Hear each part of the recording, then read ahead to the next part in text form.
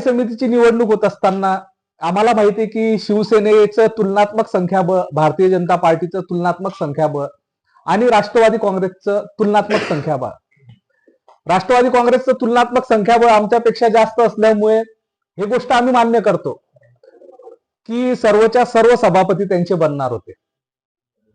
परंतु सभापती बनवत असताना महाराष्ट्र नगर परिषद नगरपंचायत कायदा 1965च्या कलमांचा किंवा नियमांचा आधार घेऊन नियमानुसार त्यांनी त्यांचे सर्व सभापती बनवायला पाहिजे होते. परंतु स्टँडिंग कमिटीच्या समितीमध्ये असं झालं नाही.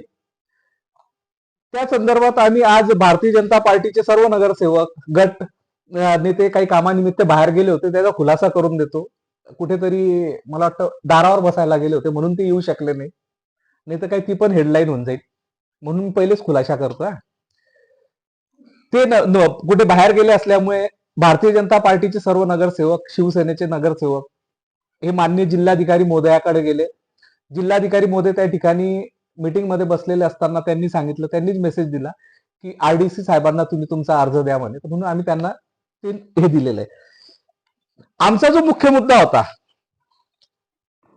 आमचा मुद्दा हा होता की महाराष्ट्र नगर परिषद नगर पंचायत कायदा 1965च्या कलम 66 क नुसार कोणताही व्यक्ती जर हा एखाद्या समितीचा सभापती राहत असेल तर त्याला दुसऱ्या समितीमध्ये सदस्य म्हणून राहता येत नाही. हा एक मुद्दा आम्ही सभागृहामध्ये उपस्थित केला होता.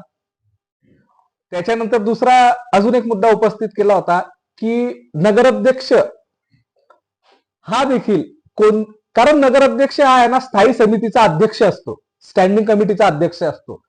त्यामुळे नगराध्यक्ष देखील कोणत्याही समितीचा सदस्य म्हणून राहू शकत नाही. त्यांनी ज्यावेळेस आम्ही फॉर्म सबमिट केले, त्यांनी सुद्धा फॉर्म सबमिट केले. आम्ही आमच्या तोलनिक संख्याबळानुसार भारतीय जनता पार्टीने एक फॉर्म, प्रत्येक समितीमध्ये शिवसेनेने देखील एक फॉर्म जमा केला होता.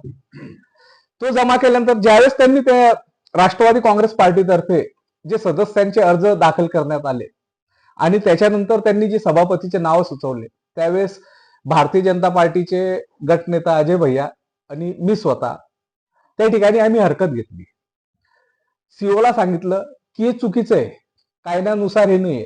वास्तविक सीओ त्याच्या सर्व्हिसला झाले असतील 8-10 वर्ष, किती जे झाले असतील, त्याला या गोष्टीची माहिती देखील नव्हती. म्हटलं साहेब पुस्तक मागवा, पुस्तकामध्ये बघा. पुस्तकामध्ये बघितल्यानंतर देखील त्यांनी आम्हाला त्या ठिकाणी स्पष्टीकरण व्यवस्थित दिलं नाही.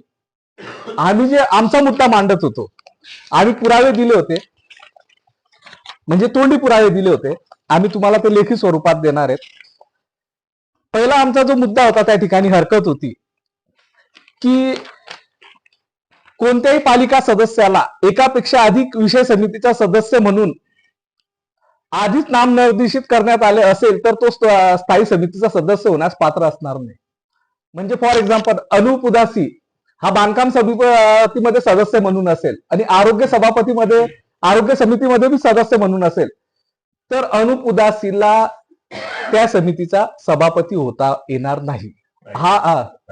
हा स्थायीचा हा नियम आहे, स्टँडिंग कमिटीच्या कलम 66 क नुसार नियम आहे आणि त्याचा त्यांनी खुलासा केला नाही. त्याच्यानंतर अजून दुसरा एक नियम आहे, अध्यक्ष हा कोणत्याही विषय समितीचा सदस्य होण्यास पात्र असणार नाही.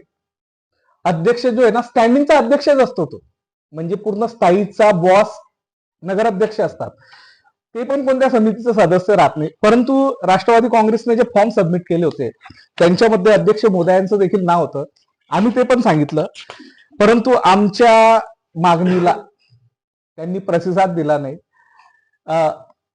पीठासन अधिकारी म्हणून तहसीलदार होते, म्हणजे आम्ही सुद्धा समजू शकतो, कारण महसूल संहिता आणि MM ऍक्ट याच्यामध्ये फार भिन्नता आहे. ते महसूलवाले लोक होते.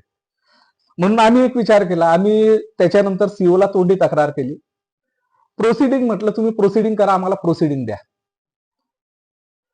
आम्ही जोपर्यंत जात होतो आम्हाला प्रोसिडिंग दिलेलं नाही.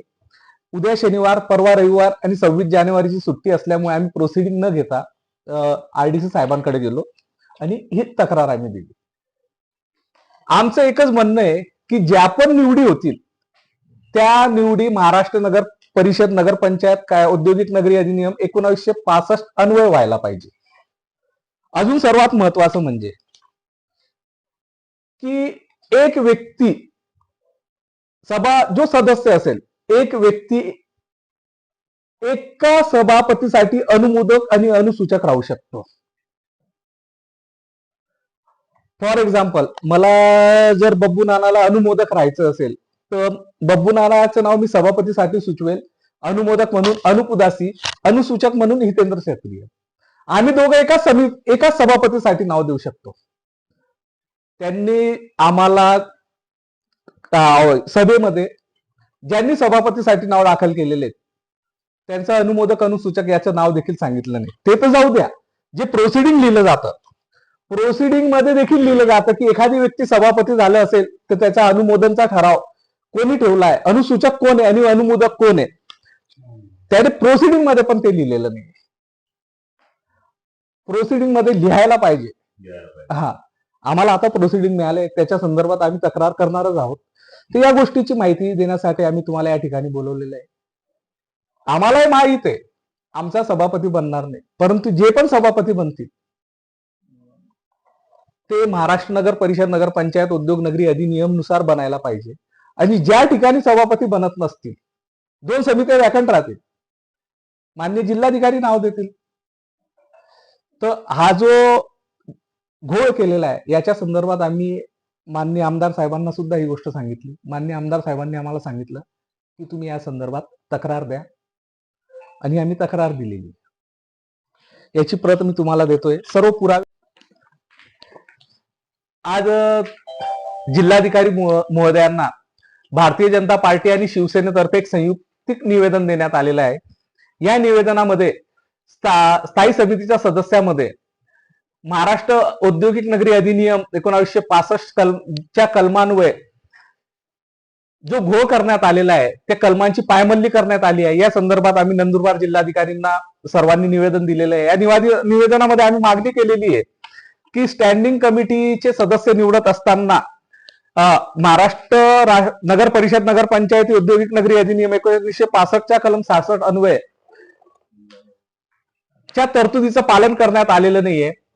आणि जे सदस्य निवडण्यात आलेले आहेत आणि जे सभापती निवडण्यात आलेले आहेत ते बेकायदेशीररित्या निवडण्यात आलेले आहेत. तर तुम्ही त्यांची सखोल चौकशी करावी आणि तळोदा नगर परिषदेमध्ये नव्याने स्टँडिंग कमिटीचे इलेक्शन घेण्यात यावे, असं आम्ही भारतीय जनता पार्टी आणि शिवसेनेच्या सर्व 11 नगरसेवकांनी मागणी केलेली आहे.